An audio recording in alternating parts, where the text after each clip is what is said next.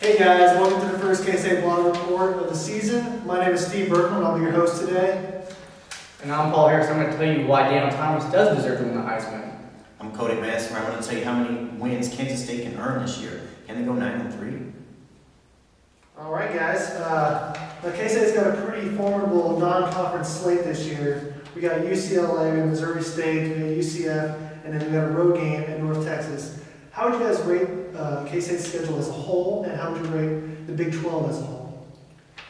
Well, I like the schedule a lot. I don't really like how it stacks up where we're playing UCLA as our first game. That's not a game that Bill Snyder wants to play in his first game. The first game is usually a training ground or really an extended practice, if you will, because your chemistry's not there. You still got to learn the playbook and all that sorts of things. So I don't like that you have to play such a blue chip of a team in UCLA, but it'll be a good test early, and if K-State can get over the hump of UCLA, then I really think K-State can go pretty far.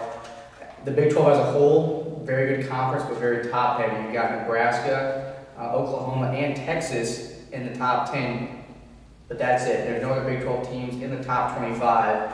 It's a very top-heavy conference, but I think there are a couple sleepers in the conference, and I'll get to that later, but I mean, the Big 12 is the Big 12. It's still a good conference. You are basically in the second best area for football, which is Texas, Oklahoma, Kansas, Nebraska. I agree with that. I think Kansas State, depending on how they play against UCLA, not as good as they've been in years past when they had Maurice Jones-Drew and all those other guys. But UCLA at the same time, they're not a chump because they're in California. They play in the Pac-10. Granted, the Pac-10 is down. You have Oregon State and Oregon, possibly USC, maybe UCLA. Stanford lost Toby Gerhart. So the Pac-10 is not as tough as it usually is. And like you said, the Pac-10 and Bill Snyder usually schedules somewhat scrub teams to start the season off as like tune-ups. I would like to see the Missouri State game the first game of the season rather than UCLA. I would like to see those two switch. But depending on how Carson Kaufman does, will determine how good and the kind of momentum K-State will have going into the season. Last year when they played UCLA, Carson Kaufman didn't have a good game. They couldn't stretch the ball in the air. They relied heavily on Daniel Thomas, and they got beat. So this year, depending on, if Carson Kaufman has the confidence he needs since he's been named the starter, it just depends how focused they are in this first game. Okay, guys. Now we'll get into Carson Kaufman here in a second, but the Big 12 has got some great players. We got Landry Jones, Garrett Gilbert from Texas, DeMarco Murray, and then we got Daniel Thomas here at Kansas State. How would you guys rate his Heisman chances this season? I mean, that's to be honest and brutally honest about it, but Daniel Thomas does not have a very good chance at all because of the power categories. I know Darren Sproles got a Heisman campaign. I know Michael Bishop finished second in the voting and lost to Ricky Williams, but Daniel Thomas is going to have to put up monstrous numbers because of the power cat on his helmet. And the fact is, Kansas State's not considered a blue blood of the college football world anymore, and they've got to win 9-10 games for him to even be in conversation. So do you think if he played for like a Florida or an Oklahoma? Oh yeah, because look at last year, Colt McCoy. Good numbers, but the fact of the matter is, it was more or less a career achievement award that Colt McCoy was even in the conversation. Like, oh, well, he plays for Texas, he's got a lot of wins, he's become the most winning quarterback in the history of college football. Their record helped a lot, too. Exactly. Alabama, yeah, and the record helps a lot. So if you're going to be a smaller BCS team or a non-automatic qualifying BCS team, the player that's going to win it is going to have to be outstanding. Like Kevin Smith ran for over 2,000 yards or closer to that one season and finished 5th or 6th in the Heisman voting. And you've got a bunch of defensive players as well that have done it very well in the Heisman, or done very well in the season, and still have not been in the conversation with Heisman. It comes down to one thing, whether ESPN likes you or not. The publicity is what wins people Heismans. If you don't play in the SEC or if you don't play in one of those good conferences, if you don't play for a good team, if no one knows your name, and you're like D'Angelo Williams and you run for 50,000 yards, it doesn't get you a Heisman. Yeah, D'Angelo played at Memphis. Yeah, I mean, the thing is, like, there should not be a preseason Heisman watch list.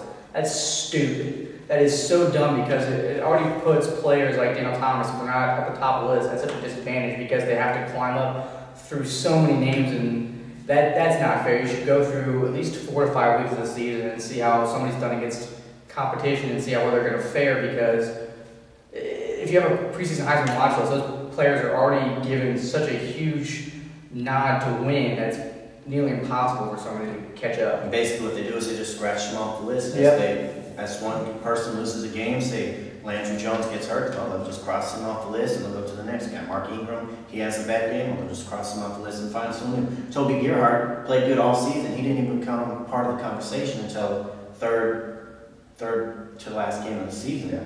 And do I think Daniel Thomas can win it? Yeah, he's a great running back.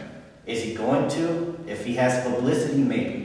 If somehow, you know, we can get some good televised games and he runs well in those games, say for instance Mizzou game, Nebraska game, Texas game, if he has outstanding games, if he rushes for 198 yards and 3 touchdowns against Texas, that'll put him out there and that'll put him on the watch list. Now, can he get to the watch list is the point. Okay, we could talk about Heisman hopefuls all day. We can talk about how K-State's been underrated for years. But let's get into Carson Kaufman being named starting quarterback on Monday by Coach Bill Snyder during his teleconference. Do you guys like the move, or would you guys rather see maybe a Samuel Lemire or a Colin Klein, who actually looked like he was hurt last week during open practices? Well, I like the idea of Samuel Lemire. That's what I like. I like the idea of what Samuel Lemire could become. I trust Snyder and what his decision is, because I want to see Samuel Lemire be the L. Roberson type of guy that can really stretch the field with his legs, stretch the field with his arm. Carson Kaufman he's nothing special. He's a pretty average quarterback, going to be stuck in there to manage the game. And if that's what Snyder likes and that's what Snyder feels is going to be best for this team, then so be it. The thing about Kaufman that's so hard to get over is what he did last year. 2-2 record, very underwhelming, very good completion percentage, but didn't put a lot of points on the board. And if he can manage the game, if you go back to the UCLA game, 20 for 34, 2 interceptions, no touchdowns. So that's the issue. He's got to be able to manage the game, and the thing is he does have better weapons than he did last year. So that's good. He does have Roderick Smith, Chris Harper, Albert Gross, Jermaine Thompson on the outside, but I think we're going to see a lot of spread offense. I think we're going to see a lot of 4 wide receiver sets and maybe a little wildcat mixed in there. So I think Kaufman will be used to manage the game and really keep teams off balance. Maybe a Craig Krenzel type. Yeah, exactly. That wouldn't be bad. I personally, you kind of got to give him the nod. He's been here the longest. He knows the system. Athletically, I would love to see Lemire in there because he could run the option. He could be like a Mike Vick type. Hopefully, that'd be cool. Yeah, redshirt freshman taking a team to that championship. Yeah. Well, Coach Snyder did cite experience as one of the reasons why he's a starting quarterback. That doesn't surprise me. That's Snyder's MO. He likes experience. He likes guys that are going to go out there and play smart. Snyder's not one about baggage. He wants a guy that's going to come in, work his ass off, and be ready to go. And just the one question mark I have with Carson Kaufman is his arm strength. Mm-hmm. I've never really seen him trying to launch it downfield 35, 40 yards or more. He doesn't try and spread the field. He doesn't try and go deep. He threw 2 touchdowns in his first game and didn't throw any more in his other 3 starts. They both went to Trail Snipes, and they were both less than 20-yard touchdown passes. So, that's my biggest problem with Carson Kaufman is his inability to spread the field. Now, can he hand the ball off as good as the next quarterback? Yeah. Can he throw a 5-yard hitch? Yeah. Can he throw a 10-yard out and drag? Yeah. But it's the big plays is what I want to see from Carson Kaufman. He did it in high school. Yeah, he doesn't have the big arm that Michael Bishop or L. Roberson had. He did it in high school, and I'm waiting for him to do it in college. And like I said, if he can get it together and play good against UCLA and those other 3 non-con games, there's good things for K-State. And going back to this, Carson Kaufman, the thing about it is he could honestly be the biggest surprise of this team because we don't know what we're getting with him. All fans remember is what they saw last year. A guy who had shaken confidence, really wasn't sure himself, and that could be that he was in a bunch of different systems under Ron French, really never found his groove and was always behind Josh Freeman. figured, you know what, if Josh, as long as Josh is here, I'll be the guy, the backup, the smart guy that can come in and He was content.